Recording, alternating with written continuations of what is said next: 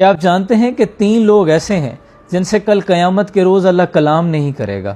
سنن نسائی حدیث نمبر 2563، حضرت ابو ذر غفاری رضی اللہ تعالی عنہ سے روایت ہے کہ اللہ کے رسول صلی اللہ علیہ وسلم نے ارشاد فرمایا کہ 3 لوگ ایسے ہیں جن سے کل قیامت کے روز اللہ کلام نہیں کرے گا،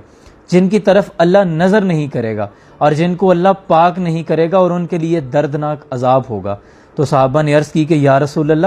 بے شک وہ لوگ خسارے میں ہیں، اے اللہ کے رسول بتائیں وہ کون لوگ ہوں گے؟ تو اللہ کے رسول صلی اللہ علیہ وسلم نے ارشاد فرمایا کہ پہلا وہ شخص جو غرور و تکبر کی وجہ سے تہبند کو ٹخنوں سے نیچے رکھے، یعنی لباس ایسا پہنے کہ وہ ٹخنوں سے نیچے ہو، اور دوسرا وہ شخص جو جھوٹی قسم سے اپنا مال بیچے، اور تیسرا وہ شخص جو کسی پر نیکی یا احسان کرے تو بعد میں اس کو جتلا دے کہ میں نے تم پر یہ احسان کیا تھا۔